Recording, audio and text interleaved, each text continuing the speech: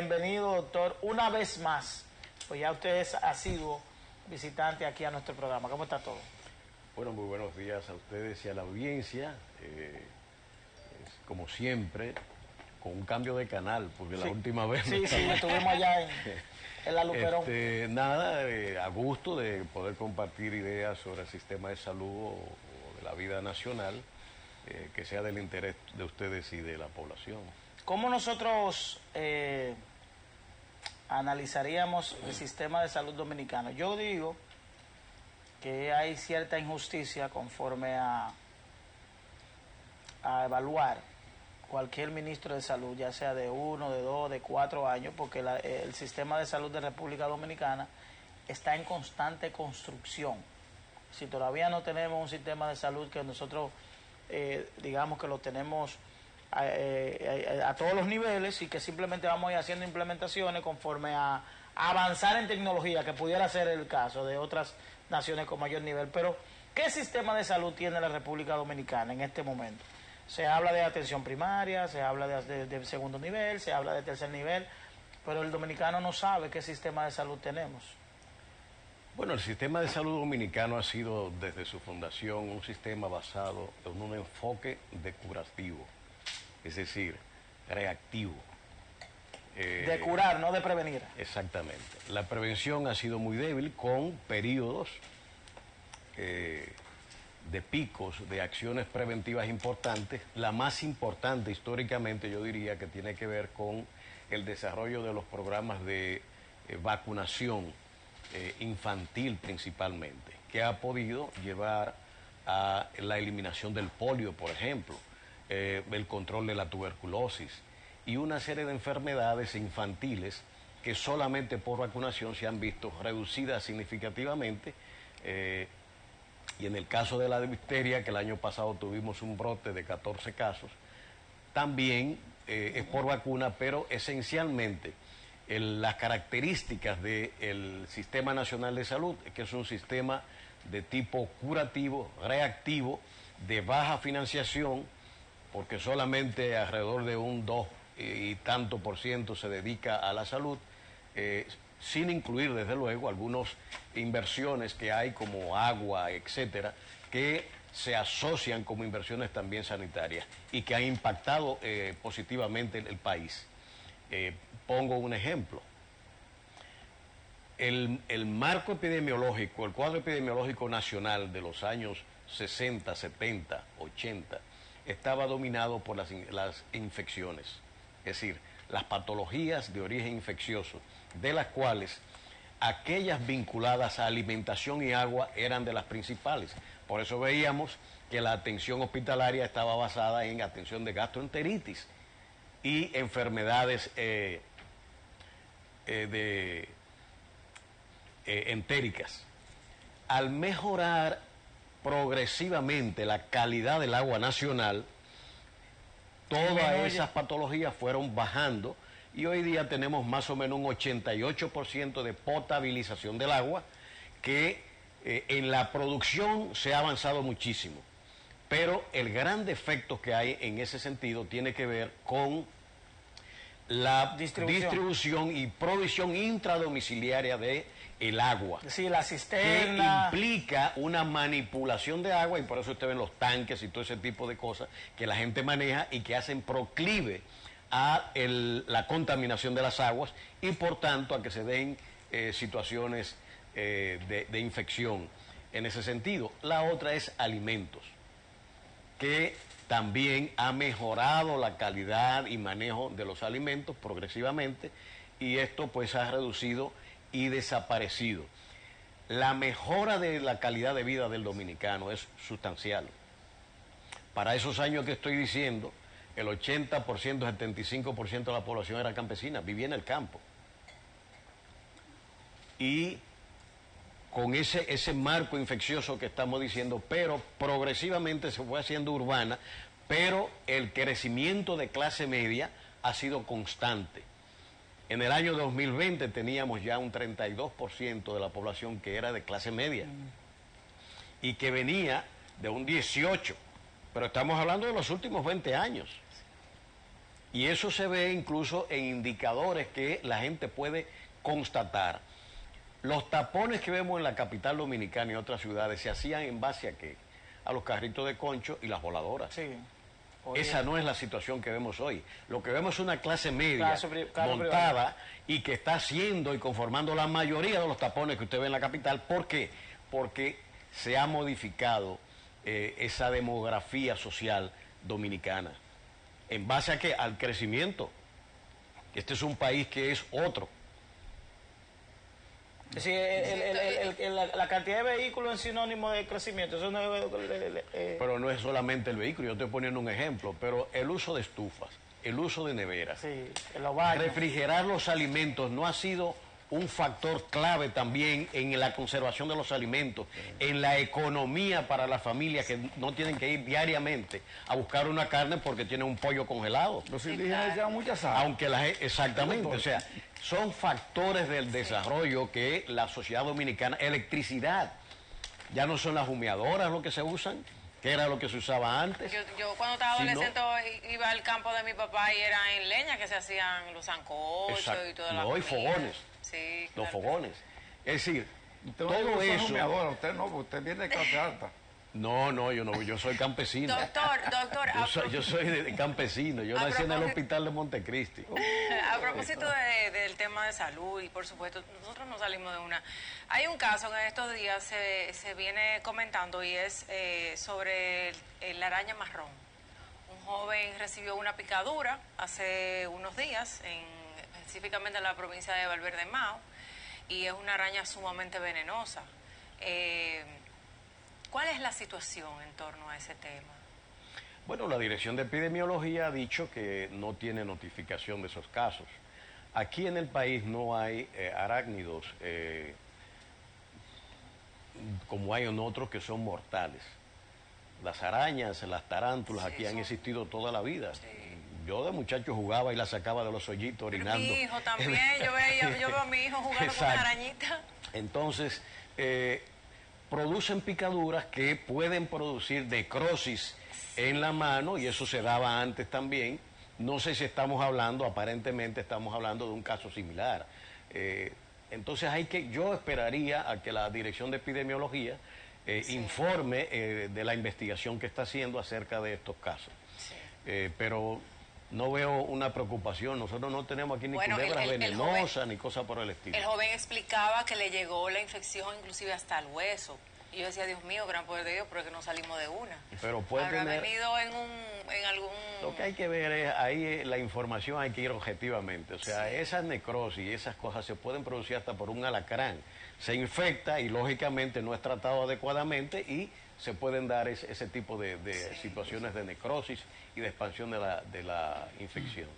Doctor, a veces a Chamil dice de la araña, pero a veces pueden darse casos, Chamil, que vienen en los furgones de madera. No, los furgones de madera. Sí, sí, sí. No, incluso se habla de que hay una araña, que esa araña provino de un contenedor brasileño. Sí, puede ver que se venga de Brasil. Por eso se dice marrón. Entonces, ojalá que no venga embarazada.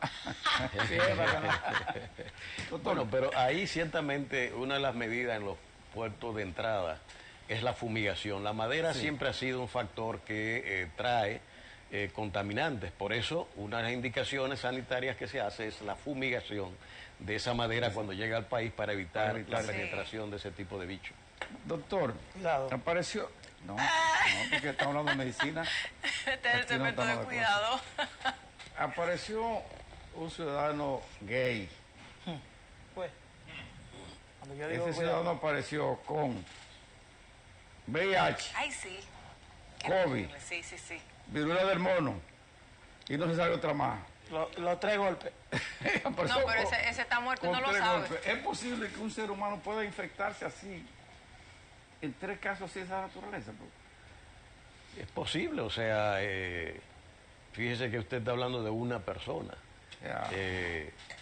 Entonces el ambiente quizás de, no sé, las condiciones en que eso sea, pero en el caso de la viruela del mono se ha determinado que una de las vías de contacto es mediante contactos íntimos.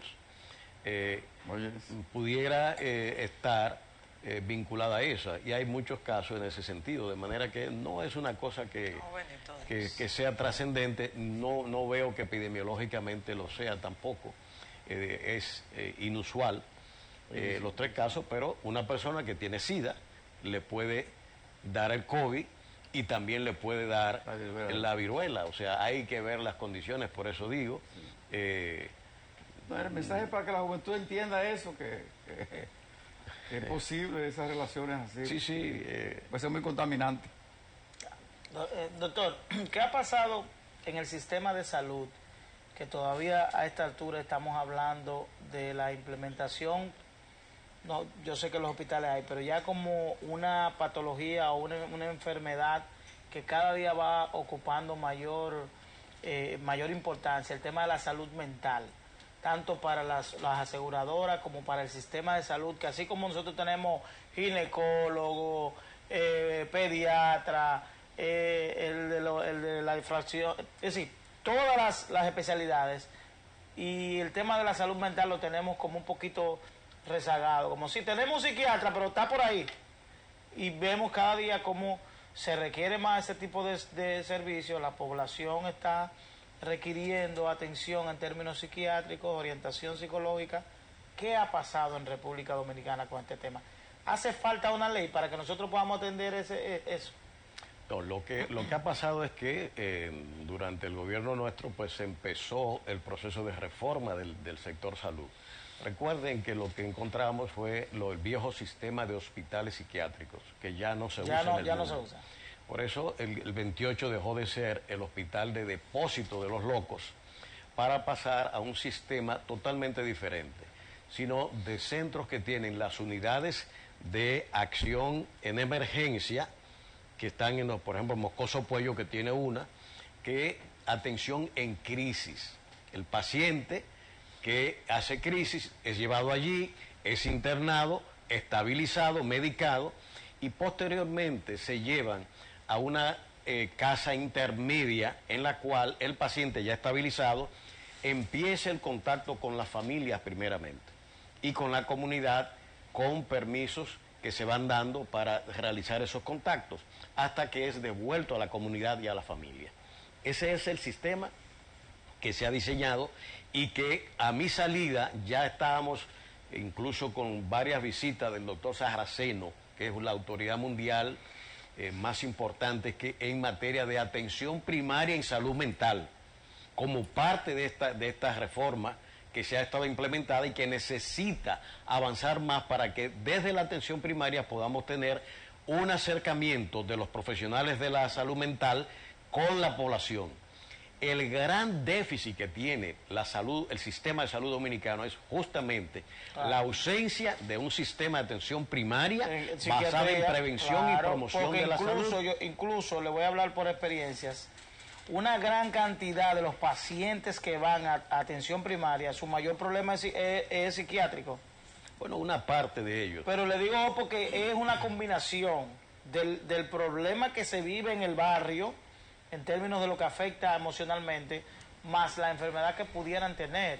Es como una combinación. Los doctores de atención primaria en primera instancia tienen que convertirse en psicólogos. La mayoría de las estadísticas, estamos hablando de nerviosismo, estrés y depresión. Son las 3 causas principales de salud mental que se asocian con esto, y sobre todo la más importante de ellas es la depresión, sí, por los efectos o la vinculación con los suicidios y deterioro mentales que produce. En atención primaria, un médico general con instrucción puede manejar el estrés, que se ha convertido en un componente importante de la vida moderna y urbana. Es decir, usted se estresa por el trabajo, se estresa por la labor de cuidado y atención de los hijos, por el tránsito. Hay muchos factores en la vida moderna estresante, y eso hace de que la persona esté sometida a una tensión permanente, y muchas personas no desarrollan las capacidades para controlar los efectos de ese estrés permanente que viven, y se dan deterioros que en aquellos que tienen patologías más graves del tipo ya psicóticas, desequilibrios, y que necesita entonces las unidades de atención en crisis que estoy señalando. Doctor, la parte... Finalmente, con cuidado. No, la parte... hay variables que yo creo que también pueden incidir. La droga, el consumo de droga, el consumo de alcohol. Eso incide para que una persona pueda llegar a ser, llevarlo al psiquiátrico, llegar a loco, o es también hereditaria. No, el consumo de alcohol básicamente, por ejemplo, es un hábito social y socialmente aceptado. Ahora, dentro de esos consumidores habituales hay una parte que se convierte en usuarios crónicos y abundantes de alcohol y derivan en enfermedades ya graves, el alcoholismo ya como tipología psiquiátrica, que necesita una atención especial, porque llegan a ser estados de delirio incluso. Y eso ya es una situación, pero son factores todos que influyen en el deterioro mental de una parte de la población. No es una herencia, el alcohol no es una herencia. No, si se hereda la locura. Hay enfermedades que tienen que ver con eso, pero por ejemplo el estrés, el nerviosismo, no necesariamente. En primera causa tiene que ver con el entorno, digamos, los factores sociales y ambientales que mucho influyen en esa y el tema diabético. No, doctor, pero para que nos hable un chin brevemente, ¿cómo está su partido? El partido está muy bien. Muy bien. Nosotros iniciamos el Congreso, el proceso ha caminado extraordinariamente, estamos en la campaña para la elección del candidato presidencial, que será el 16 ¿Cuál de es el candidato octubre. suyo, doctor? Yo no he tomado partido, he decidido mantenerme al margen de la Comisión de los Neutrales.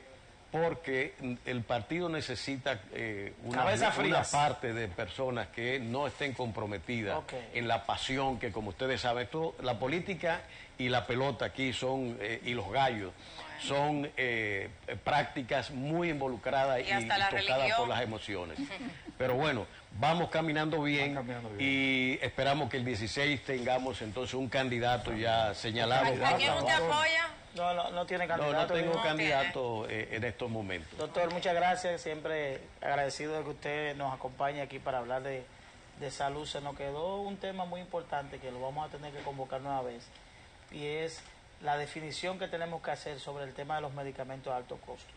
Bueno, tenemos que definir eso. Si nos vamos por salud hay muchas cosas, porque el sistema de salud no está bien. Y el tema diabético también me interesa. Los desabastecimientos que hay, la falla del 911, algo que era extraordinariamente importante. No lo está reestructurando el 911. Entonces, ¿reestructurar qué? Lo que hay que comprar ambulancia, que no hay. Gracias al doctor Sánchez Cárdenas por venir a conversar con nosotros.